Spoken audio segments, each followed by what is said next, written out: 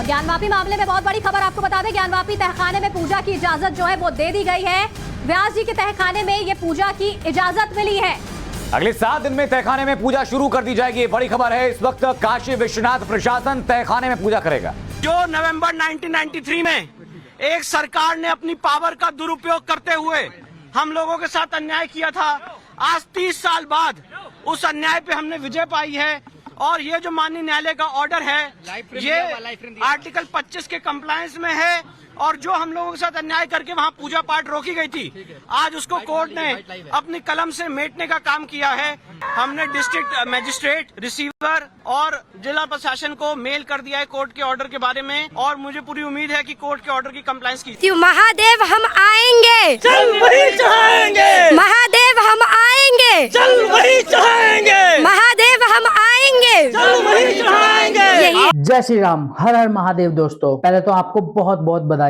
ज्ञानवापी के व्यास तहखाने में हमें पूजा करने का अधिकार मिल गया है, तो बहुत बहुत धन्यवाद विष्णु जैन जी का, जो ज्ञानवापी मामले में हिंदू पक्ष के वकील हैं। दोस्तों, ज्ञानवापी की जगह पर पहले मंदिर था, इसमें कोई डाउट नहीं है, लेकिन हुआ क्या था इसके इतिहास पर एक नजर डाल लेते हैं। यूपी के वाराणसी में काशी विश्वनाथ मंदिर से सटी हुई एक मस्जिद है, जिसे ज्ञानवापी या आलमगिरी मस्जिद भी कहा जाता है। दोस्तों, इसे लुटेरे औरंगजेब ने मंदिर तोड़ के बनवाया था। 4वीं से 5वीं सदी के बीच में विक्रमादित्य ने गुप्त साम्राज्य के दौरान काशी विश्वनाथ मंदिर का निर्माण कराया था। 635 ईस्वी के एक चीनी यात्री हुआंग ट्यूशांग ने अपनी बुक शियुकी में अपनी यात्रा मंदिर और वाराणसी का वर्णन किया है। 1194 से 1197 के बीच में मोहम्मद गौरी के आदेश से मंदिर को काफी हद तक नुकसान पहुंचा दिया गया था। उसके बाद 1669 में मुगल काल के लुटेरे सम्राट औरंगजेब ने मंदिर को तोड़ के वहां पर ज्ञानवापी मस्जिद बनाई थी। फिर 1776 में इंदौर की रानी अहिल्याबाई होलकर ने ज्ञानवापी मस्जिद के बराबर में वर्तमान का काशी विश्वनाथ मंदिर बनाया। उसके बाद 1936 में पूरे ज्ञानवापी क्षेत्र में नमाज अदा करने के लिए ब्रिटिश सरकार के खिलाफ जिला न्यायालय में मुकदमा दायर किया गया था। वादी ने 7 गवाह पेश किए थे, जबकि ब्रिटिश सरकार ने 15 गवाह पेश किए थे। ज्ञानवापी मस्जिद में नमाज अदा करने का अधिकार 15 अगस्त 1937 को मिला था, जिसमें कहा गया था कि ज्ञानवापी संकुल में ऐसी नमाज कहीं और नहीं पढ़ी जा सकती। 10 अप्रैल 1947 को उच्च न्यायालय ने निचली अदालत के फैसले को बरकरार रखा और अन्य पक्ष की अपील को खारिज कर दिया। पंडित सोमनाथ व्यास, डॉक्टर रामरंग शर्मा और अन्य कुछ लोगों ने ज्ञानवापी में नए मंदिर के निर्माण और पूजा की स्वतंत्रता के लिए 15 अक्टूबर 1991 को वाराणसी की अदालत में मुकदमा दायर किया। उसके बाद अंजुमन इंतजामिया मस्जिद और यूपी सुन्नी वक्फ बोर्ड लखनऊ ने 1998 में हाई कोर्ट में याचिका दायर की और इस ऑर्डर को चुनौती दी। फिर 7 मार्च 2000 को पंडित सोमनाथ व्यास का निधन हो गया। उसके बाद विजय शंकर रस्तोगी को 11 अक्टूबर 2018 को इस मामले का वादी नियुक्त किया गया।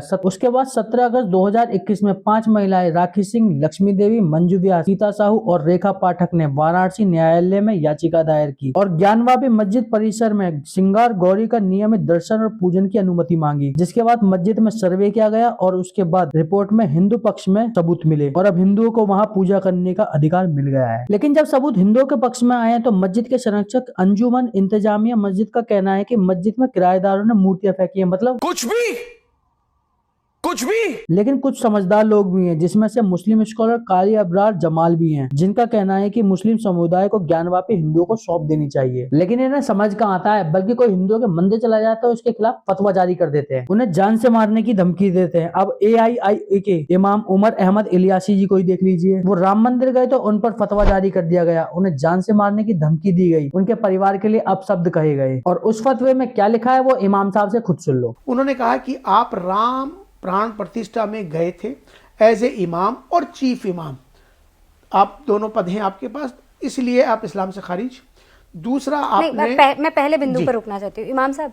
तो एक इमाम की हैसियत से और चीफ इमाम की हैसियत से मैं दर्शकों को बता देना चाहती हूँ कि पूरे दुनिया में इमाम जो एसोसिएशन को अगर आप तौलें तो ये सबसे बड़ा लार्जेस्ट इमाम एसोसिएशन है।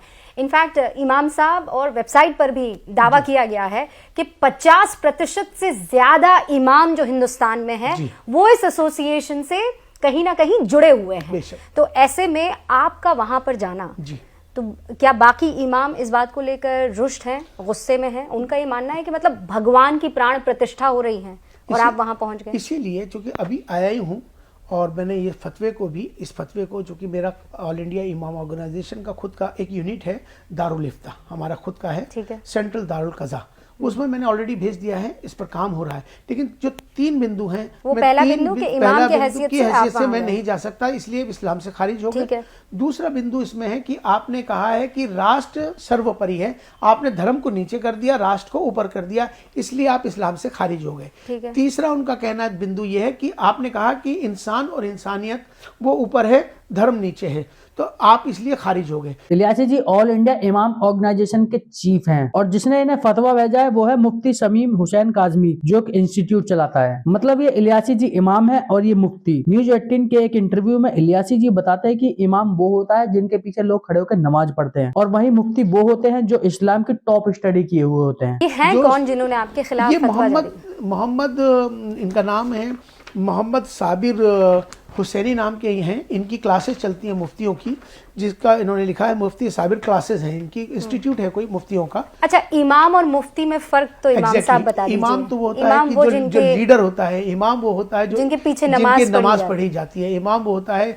जो जिसकी मान्यता सबसे ज्यादा मानी जाती है। और मुफ्ती वो होते हैं होता है जो कि इमाम तैयार करते हैं। नहीं, मुफ्ती वो होता है कि जिसने इस्लामिक स्टडीज में डॉक्टरेट की होती है, PhD। पीएचडी की होती है, इसलिए उनको अथॉरिटी होती है फतवा देने के लिए। इस्लाम की टॉप स्टडी करने के बाद भी ये शख्स उसके खिलाफ फतवा जारी कर रहा है जो इंसानियत की बात करता है। ये उसके खिलाफ फतवा जारी नहीं करता जो मसूद अजहर, जो जैसे मोहम्मद जैसे आतंकी संगठन का फाउंडर है। ये लश्कर तैयबा जैसे संगठनों के खिलाफ फतवा नहीं निकालता। ये राष्ट्र को सर्वोपरि बोलने वाले इलियासी जी के ऊपर फतवा निकालता है। लेकिन शर्जील इमाम जो भारत के साउथ हिस्से को भारत से अलग करने की बात करता है, उसके खिलाफ फतवा नहीं निकालता। इनको इमाम साहब ने क्या जवाब दिया है वो सुन लो। ऊपर लिया, समझने वाले की समझ है, उन्होंने जो समझा उन्होंने एक कुफ्र का फतवा दे दिया।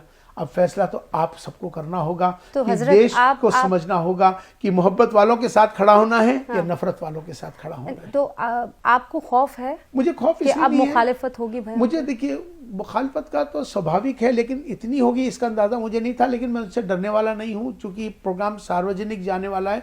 उनको लगेगा कि इमाम साहब डर गए, मैं डरने वालों में से नहीं हूँ। पहली बात, ये मेरा पैगाम मोहब्बत है और मैं अपने देश के लिए मैंने इसको किया है और मैं उसी पर आज भी अड़िग हूँ।